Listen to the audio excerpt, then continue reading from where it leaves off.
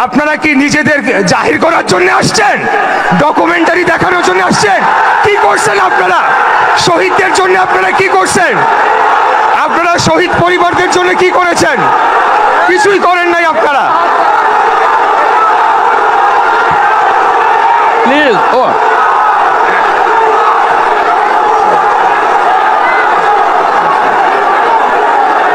আসসালামু আলাইকুম।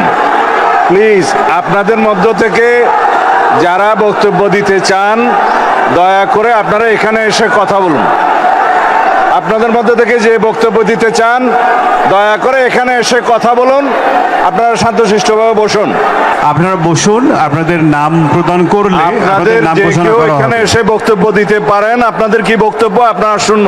আপনাদের সবাই ধৈর্য ধরুন, আপনাদের সবার কথা শোনা হবে। আপনারা সবাই শান্ত হয়ে বসুন।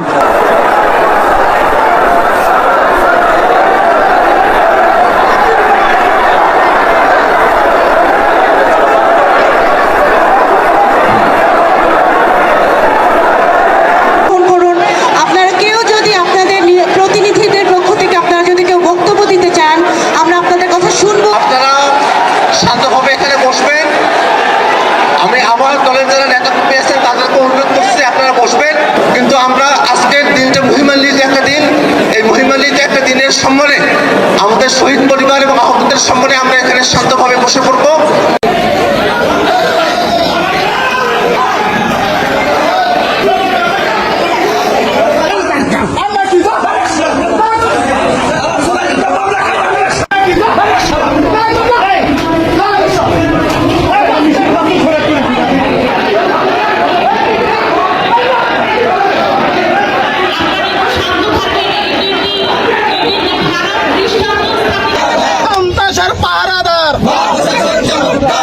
আমি নীরবে এখান থেকে প্রস্থান করার সিদ্ধান্ত গ্রহণ করলাম।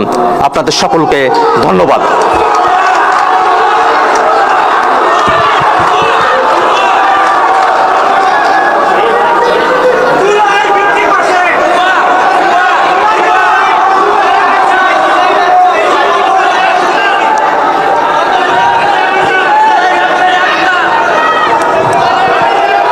সম্মানিত অতিথিদেরকে শান্ত থাকার জন্য বিনীতভাবে অনুরোধ করছি। আমি করজোড়ে অনুরোধ করছি আপনাদের শান্ত থাকবার জন্য। আপনারা 3 আগস্ট শহীদ মিনারে যে এক দফার ঘোষণা দেয়া হলো, সে বিষয়টা এখানে বিমানুম ভুলে যাওয়া হলো। এটা আমাদেরকে আহত করে। আমরা চাই এই ইতিহাস বাংলাদেশের প্রত্যেকটা মুক্তিকামী জনতার হবে। 24-এর ইতিহাস থেকে কোনো জুলাই যোদ্ধাকে বাদ দেয়া চলবে না। এটাই হওয়ার কথা ছিল আজকের রাষ্ট্রীয় প্রোগ্রামের ডকুমেন্টারির ভাষ্য। কিন্তু দুর্ভাগ্যের বিষয়, আজকে বাংলাদেশের বিভিন্ন রাষ্ট্রীয় প্রতিষ্ঠানগুলোতে যেমন করে দলীয়করণ হচ্ছে, যেমন করে দলীয় লোকরা বসছে, ঠিক তেমনিভাবে আজকে ইতিহাসেও একটা দলীয়করণ করা হলো। যদিও মাননীয় মুক্তিযুদ্ধ মন্ত্রী তিনি এই ডায়াসে দাঁড়িয়ে এর জন্য দুঃখ প্রকাশ করেছেন এবং সংশোধন করবেন বলে কথা দিয়েছেন, আমি তাকে ধন্যবাদ জানাই। কিন্তু এই যে ভুল, সেটাকে আমি কোনোভাবেই অবচেতন মনের ভুল বলে মনে করি না। এটা খুব চেতন জাগ্রত অবস্থায় থেকে ইতিহাসকে বিকৃত করার জন্য এবং ইতিহাসকে দলীয়করণ করার জন্য এই ধরনের একটা ডকুমেন্টারি তৈরি করা হয়েছে। এখানে একটা অনিকাঙ্ক্ষিত পরিস্থিতি তৈরি হয়েছিল। আজকে একটা মহিমান্বিত দিন, যেই দিনে আমরা বিজয় অর্জন করেছিলাম, সেই দিনে সরকার কর্তৃক একটা প্রোগ্রাম ঘোষণা করা হয়েছে। সেই প্রোগ্রামটা যাতে আমরা শান্তভাবে আমাদের কথাগুলো বলতে পারি, সে কারণে আমি আপনাদের সামনে এসে দাঁড়িয়েছিলাম। আপনারা যারা জুলাই যোদ্ধারা আছেন, আপনারা তখন আমার কথা শুনেছেন। এই কারণে আপনাদের কাছে আমি ধন্যবাদ এবং কৃতজ্ঞতা জানাতে চাই। বৈষম্যবিরোধী ছাত্র আন্দোলনের সমন্বয়ক যিনি এবং তার সাথে আরো কয়েকজন, আপনারা সবাইকে চিনে থাকবেন, মাহিন সরকার, রিফাত রশিদ, আব্দুল কাদের, আব্দুল হান্নান মাসুদ, যখন প্রথম সারির সমন্বয়কদেরকে ডিবি অফিসে বন্দী করে রাখা হয়েছিল, তখন তারাই আন্দোলনটাকে চালিয়ে দিয়ে গিয়েছিলেন। কিন্তু মাহিন সরকারি অনুষ্ঠানে দাওয়াত পেয়েছিলেন, এসেছিলেন, কিন্তু তাকে এই অনুষ্ঠানে আর থাকার সুযোগ হয়ে ওঠে নাই। এই পরিস্থিতির কারণে এক ধরনের ধস্তাধস্তির পরিস্থিতিতে তাকে এই হলরুম থেকে বের হয়ে যেতে হয়েছে। সেটা এখানকার শুধু পরিস্থিতি নয়, আজকে রাষ্ট্রীয়ভাবে অনেকগুলো জায়গাতেই অনেকগুলো জেলা এবং শিক্ষা প্রতিষ্ঠানে প্রোগ্রাম চলছে। সেই জেলা এবং শিক্ষা প্রতিষ্ঠানগুলোর অনেকগুলোতেই সরকার দলীয় নেতাকর্মীরা তারা এনসিপি এবং অন্যান্য নেতাকর্মীদের উপরে তারা হামলা করেছে, তাদেরকে অনুষ্ঠানস্থল থেকে বের করে দিয়েছে। এই যখন পরিস্থিতি চলছে, ঠিক সেই সময়টাতে আমি জুলাই যোদ্ধাদের একজন হয়ে এবং আমার দলের একজন প্রতিনিধি হিসাবে এই প্রোগ্রামের সফলতা কামনা করি, কিন্তু আমার ব্যক্তিগত পক্ষে এবং আমার যারা সহযোদ্ধারা আছেন তাদের জন্য একটা সুন্দরের আকাঙ্ক্ষায় আমার পক্ষে এই প্রোগ্রামে অবস্থান করা আর সম্ভবপর নয়। আমি নীরবে এখান থেকে প্রস্থান করার সিদ্ধান্ত গ্রহণ করলাম। আপনাদের সকলকে ধন্যবাদ।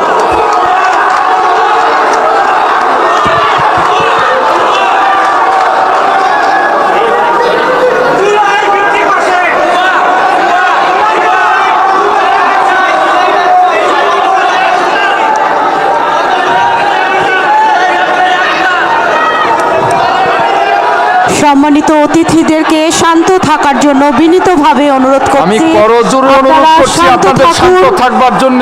তারেক রহমান আমি আজকে লিখে দিয়ে গেলাম, তারেক রহমান থাকতে পারবে না। ছাত্রতন্ত্র পর্যন্ত অনেক পরের কথা। আগে ছাত্রলীগ রামদা দিয়া কোপাইত হলো জগন্নাথে, এখন হলো ছাত্রদল কোপাচ্ছে। পরিবর্তন যদি করতে হয় আমাদের সামনে একটাই হয়, সেটা হলো বিএনপি সরকারের পতন করাইতে হবে। এখন ওনারা রামদা নিয়ে মাঠে নেমেছে। প্রশাসন যদি এটা নিষ্ক্রিয় করতে না পারে তাহলে তো আমাদের নিরাপত্তা আমরাই নিশ্চিত করতে হবে। আমরা এখন যে পর্যায়ে এসেছি, এই পর্যায়ে শেখ হাসিনার যে আমল ফ্যাসিস্ট সিস্টেম, তারেক রহমান ওই সিস্টেমের উপরে বসেছেন, বিন্দু মাত্র কোনো পরিবর্তন হয় নাই। আগে ছাত্রলীগ রামদা দিয়া কোপাইতো হলো জগন্নাথে, এখন হলো ছাত্রদল কোপাচ্ছে। আগে হলো যুবলীগ কোপাইতো, এখন হলো যুবদল কোপাচ্ছে। ফলত আমরা এই ব্যবস্থা যে এটা চাই, এটা হলো পরিবর্তন চাই। পরিবর্তন যদি করতে হয় আমাদের সামনে একটাই হয়, সেটা হলো বিএনপি সরকারের পতন করাইতে হবে। হয়তো বিএনপি সরকারের পতন অথবা বিএনপিকে সংস্কার মেনে নিতে হবে। যদি মেনে না নেয় তাহলে বাংলাদেশে অবশ্যই তাদের পতন হবে। অন্যায্যতার বিরুদ্ধে আমাদের ইনশাআল্লাহ লড়াই হবে। বাংলাদেশের সংস্কার বাস্তবায়ন হবে। আমাদের যে ভাইরা শহীদ হয়েছিল সেই ভাইদের বিচার হবে। বাংলাদেশে আগামী যে নির্বাচনগুলো আসতেছে সেই নির্বাচনগুলো গণতান্ত্রিক পদ্ধতিতে হবে। যদি না হয় তারেক রহমানের হৃদয় ঘন্টা বেজে যাবে বাংলাদেশ থেকে, এবং এটা তারেক রহমান আমি আজকে লিখে দিয়ে গেলাম। তারেক রহমান থাকতে পারবে না যদি সংস্কার বাস্তবায়ন না করে। ছাত্রতন্ত্র পর্যন্ত অনেক পরের কথা। এখন ওনারা রামদা নিয়ে মাঠে নেমেছে, আমরা প্রশাসনের দিকে তাকিয়ে আছি। প্রশাসন যদি এটা নিষ্ক্রিয় করতে না পারে তাহলে তো আমাদের নিরাপত্তা আমরাই নিশ্চিত করতে হবে। জগন্নাথের যিনি নির্বাচিত জিএস, তার উপর অতর্কিত হামলা চালানো হয়েছে। জীবন মৃত্যুর সন্দিগ্ধরা আছেন। ঢাকা এরিয়ার ওইখানে সন্ত্রাসীরা মারামারি করছে, মারামারি না হামলা চালাচ্ছে। মারামারি হলো দুই পক্ষের মধ্যে, আর এক পক্ষ যদি হামলা চালাতে মারামারি হয়। ঢাকা কলেজেও হয়তো বা একটু পরে শুরু হবে, এই জন্য শুরু হয়ে গেছে। আমরা আজকে এখানে একসাথে হয়েছি যখন আজকে 4 তারিখ, আমি যদি 2024-এ ফেরত যাই, ঠিক এই সময়টাতে কারফিউ জারি হবে। আর্মি আমাদেরকে বললো যে আপনাদেরকে শাহবাগ ছেড়ে চলে যেতে হবে,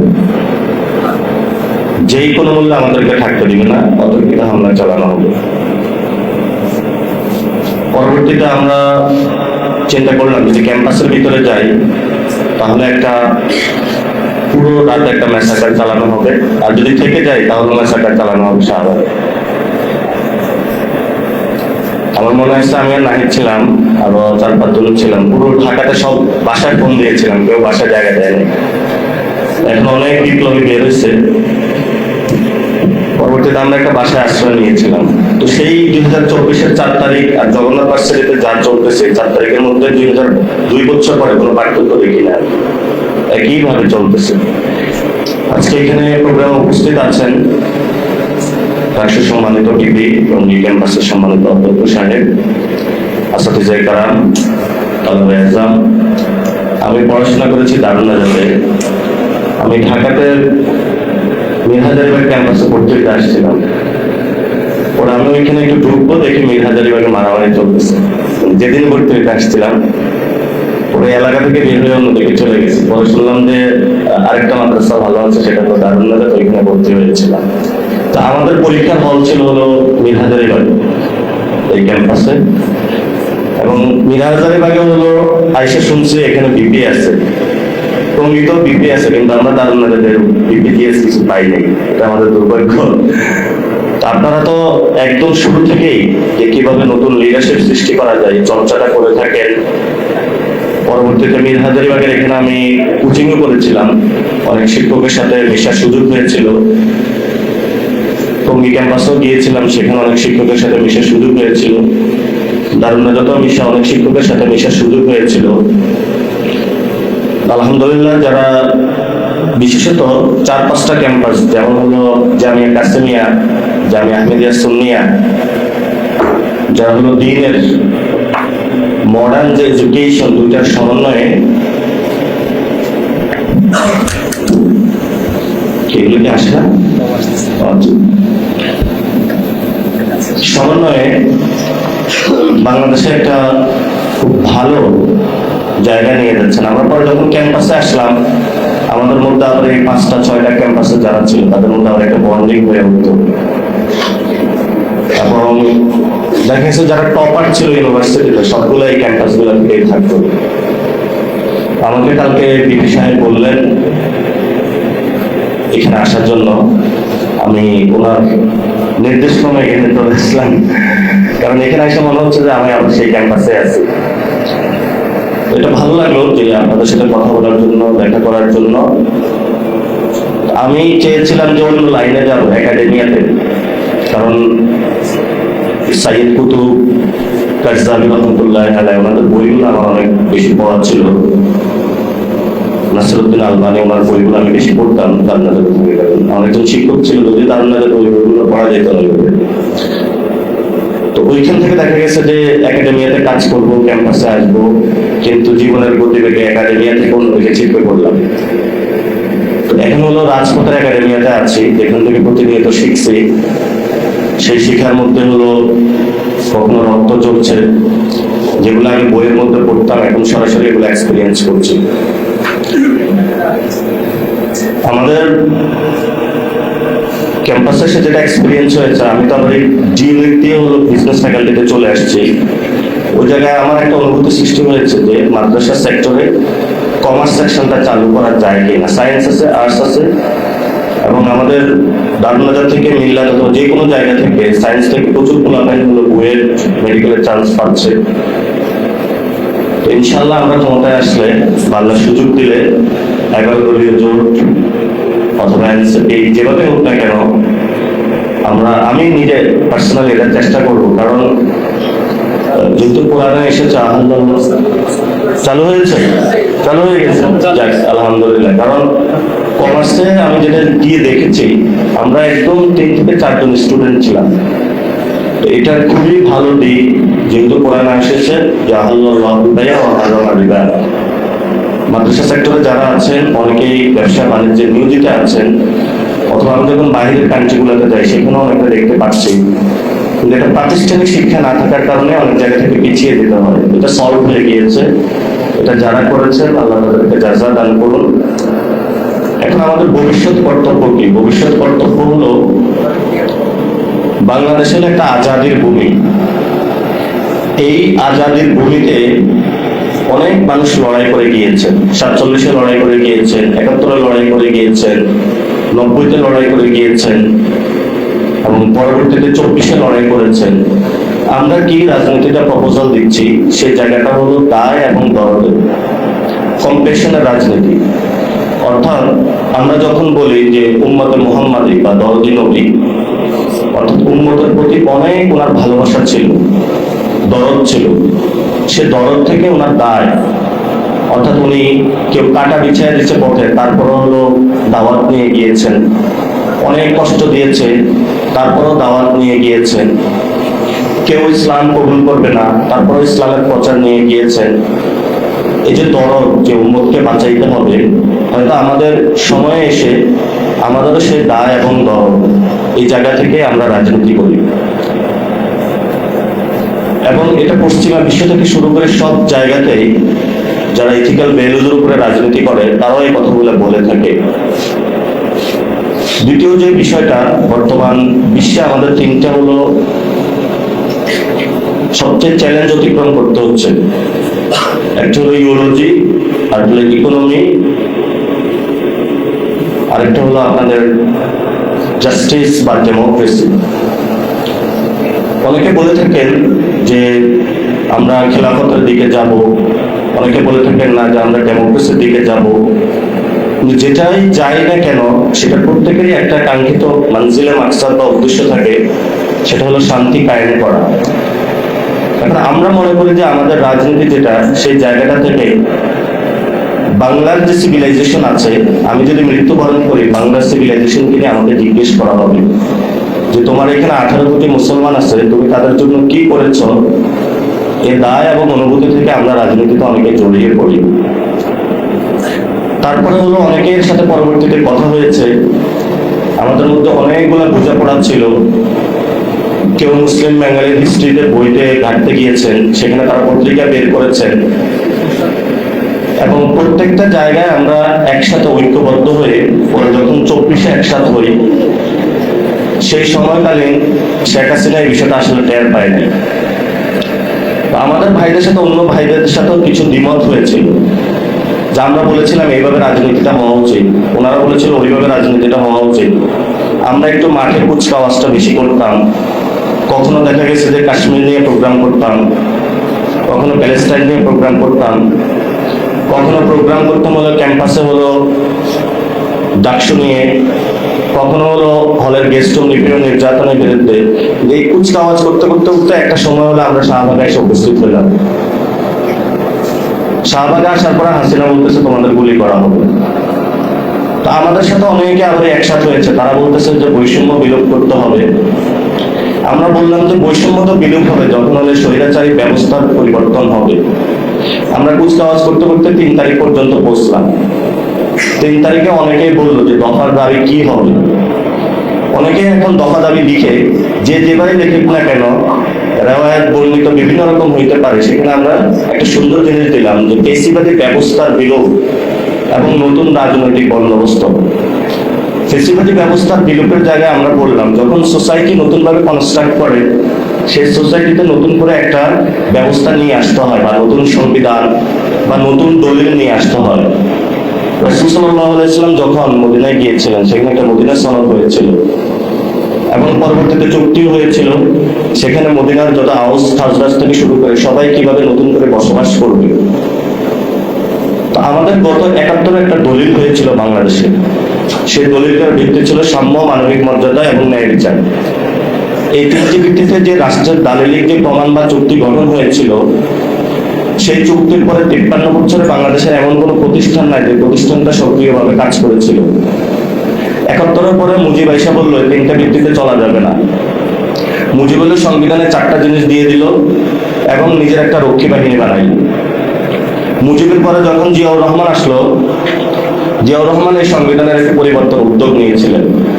সেই সময় একটা ভোটও হয়েছিল, কিন্তু জিয়াউর রহমান সাহস করতে পারেন না এই সংবিধানটা পরিবর্তন করার জন্য। পরবর্তীতে তো এরশাদ এসেছিল, এরশাদের পর বেগম খালেদা জিয়া এসেছিল। খালেদা জিয়াও কিছু চেষ্টা করেছিলেন। 90-এর যে আন্দোলন হয়েছিল, 3 দলের একটা রূপরেখা হয়েছিল, সেখানেও কিছু পরিবর্তনের সুযোগ এসেছিল, সেটাও করা হয় নাই। পরের ইতিহাস তো আপনারা জানেন, শেখ হাসিনা একটানা 17 বছর ছিল। 17 বছর থাকার পরে যখন এই পুরো ব্যবস্থাটা ভেঙে পড়লো, তখন আমরা বলছি যে আমাদের একটা নতুন ব্যবস্থার মধ্য দিয়ে যাইতে হবে। এই সামাজিক চুক্তি লাগবে, যে সামাজিক চুক্তির আয়তা হলো আমাদের খুনিরা থাকতে পারবে না, শেখ মুজিবের রক্ষী বাহিনী থাকতে পারবে না, আমাদের উপরে যে ভারত রাষ্ট্র প্রতিনিয়ত আমাদের আজাদিকে নিয়ে যাচ্ছে, সেই ভারত রাষ্ট্রের এখানে ইন্টারফেয়ারেন্স থাকতে পারবে না। আমরা সেই জায়গাটার নাম বললাম নতুন বন্দোবস্ত, যেটাকে ইংরেজিতে বলে নিউ সেটেলমেন্ট। এই নিউ সেটেলমেন্টের জায়গাটা বিশ্ব বহু রাষ্ট্র হয়েছে। যেমন আপনারা ধরেন কোরিয়া, দক্ষিণ কোরিয়া এখন 5th রিপাবলিকে আছে। তারপরে নেপালের উদাহরণ আসেন, নেপালও তারা তাদের মধ্যে নতুন সেটেলমেন্ট করেছে। যুগে যুগে অনেক জায়গায় নতুন সেটেলমেন্ট হয়েছে। সেই সেটেলমেন্টের যখন আমরা কথা বললাম, অনেকে রাজি হইল না যে সেটেলমেন্ট দরকার নাই। কেন দরকার নাই এটা তো আজকে আপনারা বুঝতে পারছেন যে তাহলে আজকে হলো রামদা দিয়ে কাউকে কোপাইতে পারবে না। এই রামদা দিয়ে কোপানোর জন্য ওই সময় হলো বিএনপি হলো নিউ সেটেলমেন্টে যায় নাই। এবং এই গণ অভ্যুত্থানের পরে ক্যাম্পাসে দেখি যে সব ছাত্র সংগঠন একসাথে ওই মারামারির জন্য রেডি। ওরা আমরা 3 জন গেলাম, সকল ছাত্র সংগঠনকে ডাকলাম। ডাকার পরে প্রায় 15-20টা ছাত্র সংগঠন একসাথে হয়েছিল। হওয়ার পরে সবাই বিক্ষুব্ধ, কে কাকে খাবে, কে কাকে মারবে। আমরা বলতেছি আজকে থেকে ক্যাম্পাসে কোনো মারামারি চলবে না। যেই ক্যাম্পাস থেকে মারামারি করবে তাকে প্রশাসনের কাছে হ্যান্ড ওভার করা হবে। সেই সময়কালীন সকল ছাত্র সংগঠনের মধ্যে একটা চুক্তি হয়েছিল যে আমরা ক্যাম্পাসে মারামারি করব না। পরবর্তীতে সেই চুক্তি থেকে অনেকে বের হয়ে যায়। বের হওয়ার পরিস্থিতি কিন্তু আজকে এই পর্যায়ে এসেছে যে যাকে ইচ্ছা যেখানে ইচ্ছা মারামারি করা যাবে, সব করা যাবে। এবং পরবর্তীতে যখন সরকার গঠন করা হয়েছিল সেই সরকারে সকলের অংশগ্রহণ ছিল। সরকারের কয়েকদিন যাওয়ার পরে একদল বলল যে আমাদের লোক নাই এখানে। এর কয়েকদিন পরে একদল বলল যে না আমাদের লোক নাই।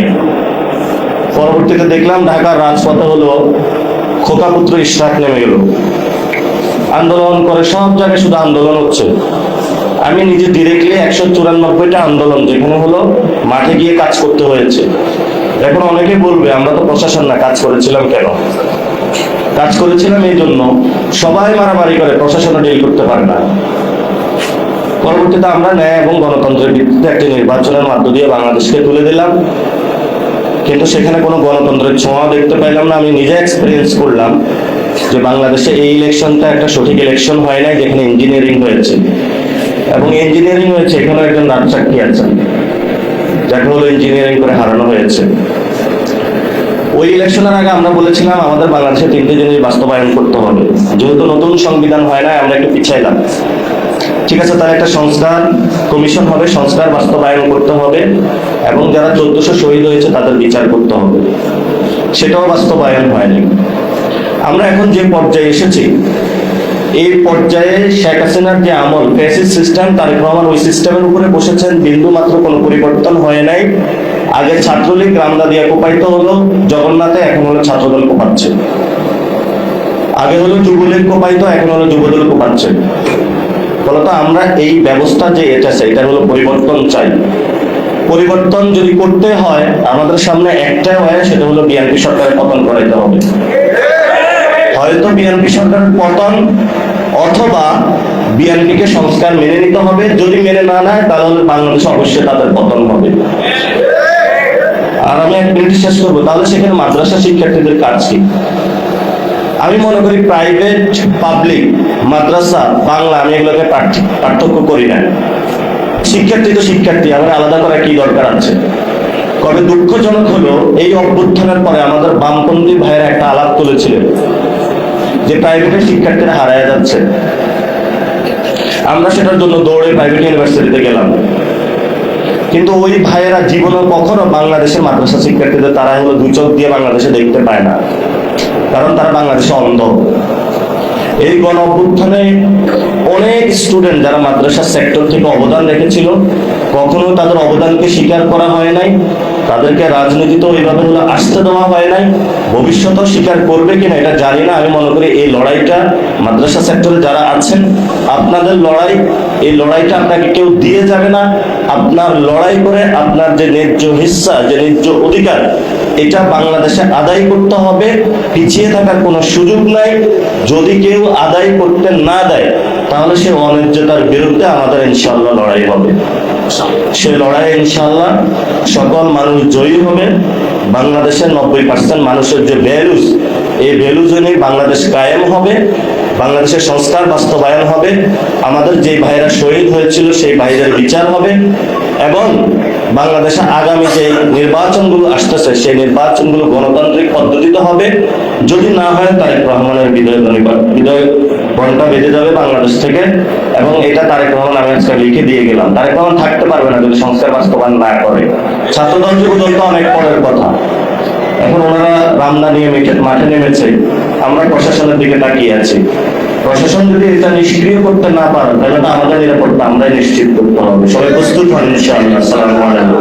আজকে ক্যাম্পাসগুলোতে সন্ত্রাসী কার্যক্রম শুরু করা হয়েছে এবং সন্ত্রাসী কায়দাটা যেভাবে বিগত ফেসিবাদী আমলে শুরু হয়েছে সংগঠিত হয়েছে তার চেয়েও একটি ভয়ানক ধরনের। আমরা কখনো বিগত ফেসিস্ট আমলেও ঢাকা শহরে প্রকাশ্য দিবালোকে আজকে সকাল থেকে যেটি ঘটছে যে রামদা লাঠি সোটা উঁচিয়ে মোড়ে মোড়ে অবস্থান গ্রহণের যে বিষয়টি, এটি একমাত্র জুলাই ছাড়া, একেবারে জুলাইয়ের যে দিনগুলি সেই দিনগুলি ছাড়া কিন্তু আগে দেখি নাই। আজকের দিনের কথা বলছি আমরা, এই লজ্জাজনক পরিস্থিতিটি আজকে আমাদের দেখতে হলো। আমাদের আজকে প্রশ্ন করতে ইচ্ছা করে যে জুলাই সনদ, গণভোটের বাস্তবায়ন, গণভোটের রায় বাস্তবায়ন, এগুলো তো জন আকাঙ্ক্ষা, সেটেলড ইস্যু, এবং অত্যন্ত বাস্তব সত্য হচ্ছে এই গণভোটের গণরায় কি হবে না হবে, জুলাই সনদে কি থাকবে না থাকবে, এর ফরম্যাট কি হবে, কোনটা টাইমলাইন কি হবে, এই সব কিছু সেটেল করার ক্ষেত্রে সবচেয়ে বেশি ভূমিকা যে রেখেছে, যে দল রেখেছে, যে গোষ্ঠী রেখেছে, তারা তো আজকের রাষ্ট্র ক্ষমতায় আছে।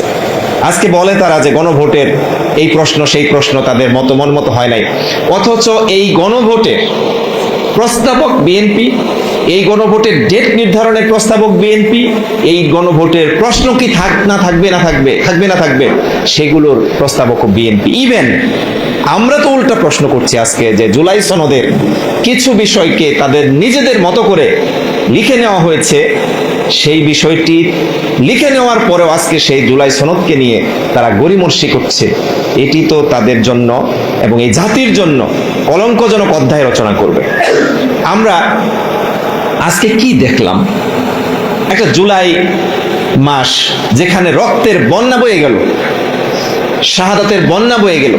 আমাদের এখানে প্রবন্ধে তথ্যগুলো আপনারা জেনেছেন, 850 তথ্য স্পেসিফাইড বাই দ্য গভর্নমেন্ট, এবং 1400-এরও বেশি সংখ্যক শহীদ হয়েছে, এটি জাতিসংঘ দ্বারা ইতিমধ্যে প্রমাণিত হয়েছে।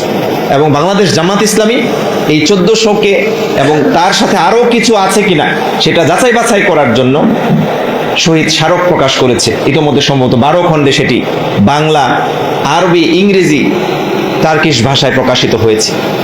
এই যে একটি ভয়াবহ ঘটনা, এত বড় ধরনের জুলুম নির্যাতনের সচিত্র প্রতিবেদন নিয়ে সরকারের পক্ষ থেকে কি কর্মসূচি আজকে জুলাইয়ে দেখা যাচ্ছে? পুরো একটি মাস চলে গেল, না তাদের দলের পক্ষ থেকে আর না সরকারের পক্ষ থেকে কোনো কর্মসূচি দেখা যাচ্ছে। অথচ দেখুন কি নির্লজ্জভাবে জুলাইয়ের বিরুদ্ধে একটি আইন পাশ করা হচ্ছে, উদ্যোগ নেওয়া হয়েছে গুম কমিশনের যে আইনটি সেটিকে সংশোধন করার জন্য। হঠাৎ করে কথা নাই বার্তা নাই, একদিনের সময় দেওয়া হয়েছে, একদিনের মধ্যে মতামত দিয়ে দিতে হবে। কেউ জানে না কি আসলে এখানে গুমের তদন্ত করবে কারা? যারা গুমের কার্যক্রম বাস্তবায়ন করেছে। বাংলাদেশের থানার ওসিদের নির্দেশে এই গুম কার্যক্রম সংগঠিত হয়েছে কি হয়নি এটি তো সবাই জানি। আজকে আমরা কিভাবে গুম হয়েছি, আহত হয়েছি, গ্রেপ্তারের শিকার হয়েছি, হামলার শিকার হয়েছি, কাদের দ্বারা হয়েছি, এটি তো প্রমাণিত সত্য। গুম কমিশনকে ল্যাপস করে দিয়ে এই যারা গুম কার্যক্রম বাস্তবায়ন করেছে তাদেরকে দিয়েই তদন্ত করার উদ্যোগ নেওয়া হয়েছে। এরকম শুধুমাত্র একটি গুম কমিশন আইন সংক্রান্ত নয়, অসংখ্য আইনকে তারা ল্যাপস করে দিয়েছে, যেগুলো আকাঙ্ক্ষা ছিল জুলাইয়ের। আমরা জুলাই পাবো, জুলাইয়ের মাধ্যমে এই বাংলাদেশে একটি নতুন যাত্রা শুরু হবে, রাজনীতির গণতান্ত্রিক পরিবেশ সৃষ্টি হবে। তো সেই জায়গায় আজকে তাদের জবাব কি হবে? কোনো জবাব কিন্তু তাদের নাই। জবাব কি হলো? আজকে তারা সন্ত্রাসী হামলা শুরু করলো। আজকে কয়েকদিন ধরে এই হামলাটা চলছে। আমি এজন্য বিশেষভাবে সরকার সহ সারা বাংলাদেশের গুরুত্বপূর্ণ ব্যক্তিবর্গ, সুশীল সমাজ সকলের প্রতি উদাত্ত আহ্বান রাখবো। আপনারা শেখ হাসিনা আসবে কি না আসবে এরকম নিয়ে বহু আলাপ আলোচনা করছেন, কিন্তু যারা আমরা বাংলাদেশে এখন জুলাই গণঅভ্যুত্থান পরবর্তী স্টেপ, তাদের ভূমিকা নিয়ে আপনারা আলোচনা করুন। আর তার চেয়েও বড় বিষয় আমি এভাবে বলবো, বাংলাদেশে মাদ্রাসা শিক্ষার্থীরা, মাদ্রাসার সাথে সংশ্লিষ্ট শিক্ষক, কর্মকর্তা, কর্মচারীরা এই জুলাইকে, এই বাংলাদেশকে যেভাবে চিন্তা করে সেটি হলো নৈতিক এবং সমাজকে সামনের দিকে অগ্রগামী করার জন্য। সুতরাং তাদেরকে সাথে নিয়ে বসুন, আপনারা নৈতিক বাংলাদেশ গড়ার দিকে এগিয়ে যান। এই উদাত্ত আহ্বান জানিয়ে আমার কথা শেষ করছি। ওমা তৌফিক ইল্লা বিল্লাহ। আসসালামু আলাইকুম রহমতুল্লাহ। জুলাই গণ অভ্যুত্থানের প্রত্যাশা, প্রাপ্তি এবং করণীয় শীর্ষক আজকের এই আলোচনা সভার শ্রদ্ধাভাজন সভাপতি, মঞ্চে উপস্থিত সম্মানিত অতিথিবৃন্দ এবং তামিরুল মিল্লাত কেন্দ্রীয় ছাত্র সংসদ যেটা টাকসুর সম্মানিত নেতৃবৃন্দ এবং তাদেরই উদ্যোগে আজকের এই আলোচনা সভার আয়োজন করা হয়েছে। এখানে অনেক গণ্যমান্য ব্যক্তিবর্গ, সুধীবৃন্দ, বিশেষ করে শহীদ পরিবারের গর্বিত সম্মানিত সদস্যবৃন্দ, জুলাই যোদ্ধারা এখানে উপস্থিত আছেন, আমাদের প্রিয় সাংবাদিক বন্ধুগণ আছেন এবং আমার সম্মানিত প্রিয় দেশবাসী ভাই ও বোনেরা। সালাতুল আসর আমাদের প্রায় সবারই বাকি, কোনো ক্রমেই এই সভা আর দীর্ঘ করার সুযোগ নেই। আমি প্রথমেই ধন্যবাদ জানাবো যে টাকসু আজকের এই জুলাই গণ অভ্যুত্থানের দ্বিতীয় বার্ষিকী উদযাপনের মাসব্যাপী কর্মসূচির অংশ হিসেবে আজকে এই আলোচনা সভার আয়োজন করেছে। মাদ্রাসা শিক্ষা, মাদ্রাসা ছাত্রদের নেতৃত্ব, মাদ্রাসা ছাত্রদের সংগঠনকে একসময় এই দেশে শুধু অবহেলা, উপেক্ষাই নয়, তারা স্বীকারই করতো না যে এটা একটা আলাদা এডুকেশন সিস্টেম। এরা যে সমাজের নেতৃত্বে, কর্তৃত্বে, শিক্ষায়, একাডেমিক ক্যারিয়ারে, রাষ্ট্রযন্ত্রের কি point of the state and society, এরা যে নিজেদেরকে ফিট, উপযুক্ত মনে করে জায়গায় যেতে পারে, মাদ্রাসা শিক্ষা ব্যবস্থাকে তুচ্ছ তাচ্ছিল্য করে, ইগনোর করে বাংলাদেশে বিদ্যমান সেকুলার আধিপত্যবাদ বিরোধী শক্তি মাদ্রাসা শিক্ষার বিরুদ্ধে সেই ষড়যন্ত্র করত এবং সেই অপপ্রচার তারা করত। কিন্তু আলহামদুলিল্লাহ, দিনে দিনে, বছরে বছরে মাদ্রাসা শিক্ষার্থীরা তাদের মেধার পরিচয় দিয়েছে, যোগ্যতার পরিচয় দিয়েছে, দক্ষতার পরিচয় দিয়েছে। শুধু যোগ্যতা, মেধা নয়, অনেক ক্ষেত্রে বিশ্ববিদ্যালয়ের সাধারণ আধুনিক শিক্ষায় শিক্ষিত ছাত্রদের চেয়েও অনেক পরীক্ষায় মাদ্রাসার ছাত্ররা সবচেয়ে কোয়ালিফাইড, সবচেয়ে মেধা এবং কৃতিত্বের পরিচয় দিয়ে মাদ্রাসার শিক্ষাকে তারা সম্মানিত করেছে। এটার জন্য আমি তাদেরকে ধন্যবাদ জানাই। বাংলাদেশে কিছু কি বলবো, বুদ্ধিজীবী মানে বুদ্ধি বিক্রি করে যারা খায়, আইনজীবীরা আইন ব্যবসা করে খায়, এই বুদ্ধি যারা বিক্রি করে তাকেও বুদ্ধিজীবী বলতে হয়। এক শ্রেণীর বুদ্ধিজীবী পয়দা হয়েছিল ফ্যাসিবাদী শাসনের যুগে। তারা নানান তথ্য আবিষ্কার করত, মাদ্রাসা শিক্ষা শেষ করো। এখন এই 5 মাসের ক্ষমতাসীন সরকার ফ্যাসিবাদ বিরোধী আন্দোলনের তারা একটা স্টেক হোল্ডার দাবি করে, তাদের শাসন ক্ষমতায় থেকেও এখনো টকশোতে এবং নানান জায়গায় বলতেছে মাদ্রাসা শিক্ষার দরকারটা কি, মাদ্রাসা শিক্ষা তুলে দিতে হবে এবং নানান রকম আপত্তিকর অভিযোগ এবং কথাবার্তা তারা বলছে। এরা সব ফ্যাসিবাদের পক্ষে ন্যারেটিভ তৈরি করে। আওয়ামী লীগকে বাংলাদেশে আবার পুনর্বাসনের জন্য যে সমস্ত যুক্তি, তথ্য প্রয়োজন, এক শ্রেণীর টকশোজীবীরা, এক শ্রেণীর বুদ্ধিজীবীরা তারা আজকে সেই সব ষড়যন্ত্র লিপ্ত হয়েছে। মাদ্রাসা শিক্ষার বিরুদ্ধে তাদেরই ষড়যন্ত্র আগেও ছিল, নতুন করে তারা চক্রান্ত করছে। এমন সময় তামিরুল মিল্লাত মাদ্রাসার কেন্দ্রীয় ছাত্র সংসদ এই আলোচনা সভার আয়োজন করে আমি মনে করি প্রমাণ করেছে যে মাদ্রাসার ছেলেরাও জুলাই গণ অভ্যুত্থানের তাদের যে আত্মত্যাগ, অসাধারণ আত্মত্যাগ, এখানকার তথ্য অনুযায়ী 85 জন মাদ্রাসা ছাত্র তারা জীবন দিয়েছে। কিন্তু আরো অনেক বিশ্ববিদ্যালয়ের ছাত্ররা যারা পরে মাদ্রাসা থেকে এসে ইউনিভার্সিটিতে পড়েছে এবং বিভিন্ন জায়গায় পরিচয় নিলে আরো হয়তো মাদ্রাসার ব্যাকগ্রাউন্ডের ছিল, এই আন্দোলনে শহীদ হয়েছে, সেটাও কিন্তু পাওয়া যাবে। জাতিসংঘ মানবাধিকার কমিশন তাদের রিপোর্টে বলেছে 1400, কিন্তু বর্তমান আন্তর্জাতিক অপরাধ ট্রাইব্যুনালে যিনি চিফ প্রসিকিউটর, তিনি বিভিন্ন মামলার তদন্ত করতে গিয়ে তিনি সেদিন মিডিয়াতে বলেছেন যে আমরা দেখতে পাচ্ছি যে শহীদের সংখ্যা, এই আন্দোলনের জীবনদানের সংখ্যা এই 1400-কে আরো অনেক ছাড়িয়ে যাবে।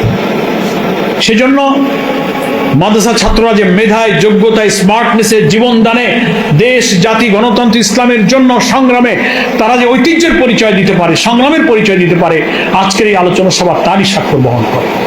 আমি মাদ্রাসা শিক্ষা, আমার অবশ্য মাদ্রাসায় লেখাপড়া করার সৌভাগ্য হয়নি, কিন্তু আমার দুইটা সন্তানকে মাদ্রাসায় লেখাপড়া শেখাতে গিয়ে আমার বড় মেয়েটাকে মাদ্রাসায় দিয়েছিলাম আমি, আর ছোট ছেলেটাকে দিয়েছিলাম। 4 ছেলে মেয়ের প্রথমটা আর ছোটটা।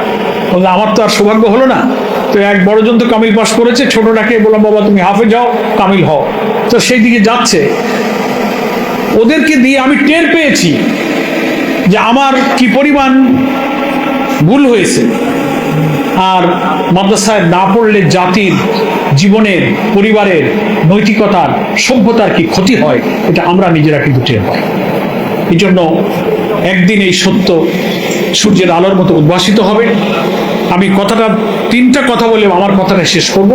একটা হলো প্রত্যাশা। প্রত্যাশা ছিল এই হাজার হাজার মানুষের জীবনদান, আহত, ক্ষতবিক্ষত, রক্তাক্ত মানুষের চোখের পানি, শত শত বুলেট এবং স্প্রিন্টার শরীরে নিয়ে এখনো যারা রাতে ঘুমাতে পারে না, কান্নাকাটি করে, সকলের প্রত্যাশা ছিল বাংলাদেশ একটি বৈষম্যহীন রাষ্ট্র হবে, একটি নতুন বাংলাদেশ বিনির্মাণের স্বপ্ন কিন্তু তারা দেখেছে। শিশু থেকে নিয়ে বৃদ্ধ পর্যন্ত নারী, শিশু, মহিলা, ব্যবসায়ীরা সেজন্য জীবন দিয়েছিল। সেই বৈষম্যহীন রাষ্ট্রের অর্থ হলো এমন রাষ্ট্র যেখানে দুর্নীতি থাকবে না, দলীয়করণ থাকবে না, প্রধানমন্ত্রী অসীম ক্ষমতার মালিক হবে না, রাষ্ট্রপতি প্রধানমন্ত্রীর ক্ষমতার ভারসাম্য থাকবে, সকল সাংবিধানিক পদে ট্রেজারি বেঞ্চ, অপোজিশনের মাধ্যমে নিরপেক্ষ নিয়োগ হবে, মেধার পরিচয় হবে এবং জনজীবনে মানুষের আশা আকাঙ্ক্ষা পূরণ হবে, দুর্নীতি হবে না, অর্থ পাচার হবে না, ভিন্ন মতের দমন পূরণ হবে না। এরকম একটা রাষ্ট্রকেই বলা হয় মানবিক রাষ্ট্র। সেই রাষ্ট্রটাই ছিল কিন্তু এই জুলাই অভ্যুত্থানের প্রত্যাশা। কি মনে করেন? তাই তো ছিল। বাস, প্রত্যাশার কথা শেষ। এখন আসেন প্রাপ্তি। প্রাপ্তি কি আমরা তা পেয়েছি? আমরা পাইনি। এই প্রাপ্তি অর্জনের পথে প্রধান বাধা হয়ে দাঁড়িয়েছে জুলাই অভ্যুত্থানের বেনিফিশিয়ারি, সুবিধাভোগী ক্ষমতাসীন দল বিএনপি এই জুলাই আগস্টের চেতনা বাস্তবায়নে সবচেয়ে বড় অন্তরায় হয়ে দাঁড়িয়েছে। কারণ জুলাই অভ্যুত্থানের মধ্য দিয়ে যে জুলাই চার্টার, যে জুলাই সনদ আমরা একমত হয়েছি, তার ভিত্তিতে একটা গণভোট হয়েছে। 84টি রাষ্ট্র সংস্কারের ঐকমত্য কমিশনের বিষয়ে সামারাইজ করে 4টি প্রশ্নে একটা গণভোট হয়েছে। সেই গণভোটের গণরায় কার্যকরী করার মধ্য দিয়ে এটাকে বাস্তবায়নের জন্য 2025 সালের 13ই নভেম্বর একটা প্রেসিডেন্সিয়াল অর্ডার জারি হয়েছিল, জুলাই সনদ বাস্তবায়ন আদেশ। সেখানে একটা সংবিধান সংস্কার পরিষদ, তার একটা শপথ, 30 দিনের মধ্যে তার বৈঠক ডাকা এবং সেটাকে বাস্তবায়ন করে 180 দিনের মধ্যে এটাকে সংবিধানের তফসিল অন্তর্ভুক্ত করা, এর জন্য একটা প্রেসিডেন্ট অর্ডার ছিল। বাংলাদেশের সংবিধানের আর্টিকেল 125 অনুযায়ী যখন পার্লামেন্ট থাকে না, সরকার থাকে না, প্রধানমন্ত্রী থাকে না, তখন অন্তর্বর্তীকালীন অথবা কোনো স্টেট বা রাষ্ট্রপতি দ্বারা জারিকৃত কোনো অর্ডিন্যান্স, কোনো অর্ডার, কোনো অ্যাক্ট তখন আইনে সমমর্যাদা পায়। সেই আইনে একই দিনে গণভোট হয়েছে, একই দিনে সেদিন জাতীয় ভোট হয়েছে। ক্ষমতায় যাওয়ার পরে মেজরিটির জোরে এখন বিএনপি বলছে আমরা গণভোট মানি না, সংবিধান সংস্কার আদেশ অবৈধ, রাষ্ট্রপতি আদেশ দিতে পারে না, এই শপথ সংবিধানে নাই। আপনি আজব ব্যাপার, একই মায়ের পেটে একই সঙ্গে 2টা সন্তান জন্ম নিয়েছে।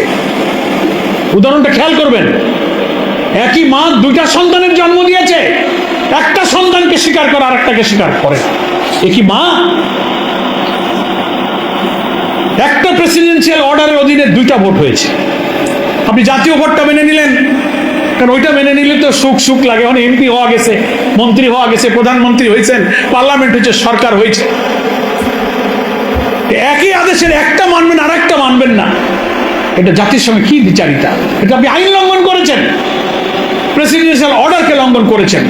এই জন্য আমি ওই যে প্রাপ্তির প্রসঙ্গে কথা বললাম, এই প্রাপ্তির পথে প্রধান অন্তরায় হচ্ছে জুলাই বিপ্লবের বেনিফিশিয়ারি বিএনপি সবচেয়ে বড় বাধা। কারণ 84টি সাংবিধানিক সংস্কারের গুরুত্বপূর্ণ 10-12টি প্রশ্নে তারা ভিন্ন মত, নোট অফ ডিসেন্ট দিয়েছে।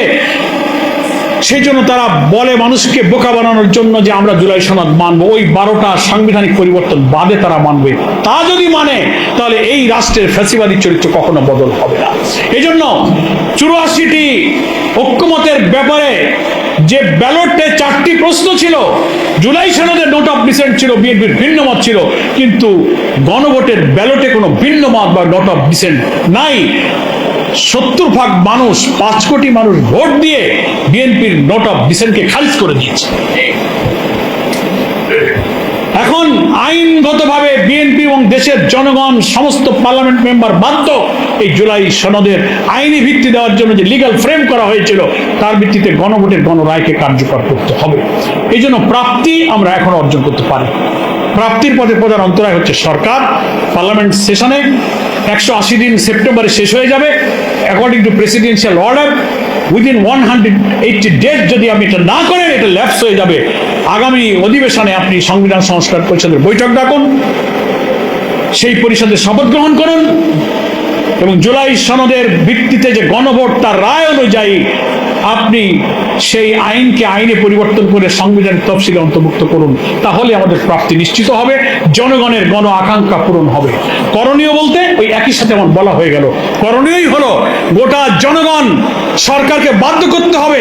1 সাগর রক্তের বিনিময়ে যে রক্তের বেনিফিশিয়ারি আপনি আজকে ক্ষমতায় গিয়েছেন, আপনি সেই সনদ মানতে চান না, গণভোট মানতে চান না। আজকে পার্লামেন্টে যদি এর নিষ্পত্তি না হয়, আমরা চাই সমস্ত political discussion, legal discussion, legal debate পার্লামেন্টে হোক। আমরা এটা রাজপথে ঠেলে দিতে চাই না সংঘাত সহিংসতায়। সেটা যদি করেন আলহামদুলিল্লাহ, না হলে আপনারা হয়তো 70% ভোটারের সাথে বেইমানি করতে পারবেন, কিন্তু আমরা জনগণের যে রায় পেয়েছি তাতে আমরা জনগণের সাথে বেইমানি করতে পারবো না। ডিউ টু দ্যাট কজ আমাদেরকে 70% মানুষের কাছে এই আন্দোলনকে নিয়ে যেতে হবে। যদি পার্লামেন্টে এটা নিষ্পত্তি করতে না পারেন, তো আমরা রাজপথে 70% মানুষকে নিয়ে এই সমস্যার সমাধান আমরা করব ইনশাআল্লাহ। এটাই হচ্ছে আমাদের করণীয়। সকলকে ধন্যবাদ আমাকে একটু আপনাদের সঙ্গে সালাম দোয়া বিনিময়ের সুযোগ দেওয়ার জন্য। আসসালামু আলাইকুম ওয়া রাহমাতুল্লাহি। চরমনাই পীর সাহেব, ছোট ভাই মুফতি ফয়জুল করিম, তিনি খুব মজার কথা বলেন। মানে ওয়াজ মাহফিল কিংবা আসর জমানোর ক্ষেত্রে খুবই বাকপটু। তার কথাগুলো আমার ভালো লাগে, বেশিরভাগ কথাই ভালো লাগে। ভালো লাগে না কিছু বিষয় তো রয়েছেই। যখন তিনি মনে করেন যে বাংলাদেশে আফগানি শাসন ব্যবস্থা চালু করাটাই সবথেকে বেস্ট হয়ে, তখন হতাশ হতে হয়, ভালো লাগে না। আরও অনেক কিছুই ভালো না লাগতে পারে। ভালো লাগা মন্দ লাগা নিয়েই তো মানুষের জীবন, সে নিয়ে কথা বলতে চায় না। সম্প্রতি তিনি একটা মন্তব্য করেছেন। তিনি বলেছেন পাকিস্তানিরা, অর্থাৎ পশ্চিম পাকিস্তানের শাসকরা আমাদের তৎকালীন যে পূর্ব পাকিস্তান, যেটা এখন আমাদের বাংলাদেশ, সেই পূর্ব পাকিস্তানের অনেক উন্নতি করেছে, অনেক বেশি বরাদ্দ দিয়েছে। পশ্চিম পাকিস্তানের চাইতেও বেশি উন্নতি, বেশি বরাদ্দ তারা দিয়েছে। পূর্ব পাকিস্তানের অনেক উন্নতি সাধন হয়েছে, পাকিস্তান সেটা করেছে। এরকম মানে সীমাহীন প্রশংসা করলেন তিনি।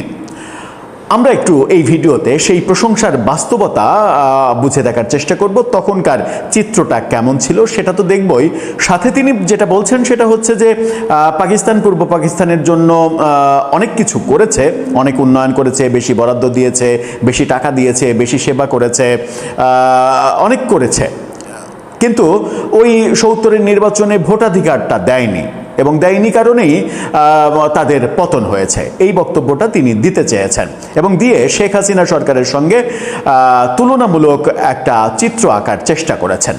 চলুন একটু ৭১-এর আগের বাস্তবতা, অর্থাৎ ৪৭ থেকে ৭১ এই বাস্তবতা পাকিস্তানের, পূর্ব পাকিস্তান এবং পশ্চিম পাকিস্তানের, এবং শেখ হাসিনার সঙ্গে যে তুলনা সেটা নিয়ে মুফতি ফয়জুল করিম তিনি প্রকৃত অর্থে যেটা বোঝাতে চাইলেন সেটা একটু বুঝে ওঠার চেষ্টা করি এবং প্রকৃত সত্যটা নিরূপণ করার চেষ্টা করি। একটু বুঝি যে তিনি সত্য বললেন নাকি মিথ্যা বললেন। হুজুর মানুষ, তার তো মিথ্যা কথা বলার কথা নয়, তার কি ভুল হলো নাকি ঠিকঠাক বললেন, সেই আলোচনাই করবো এই ভিডিওতে। থাকবেন পলিটিক্স টিভির নিয়মিত আয়োজনে।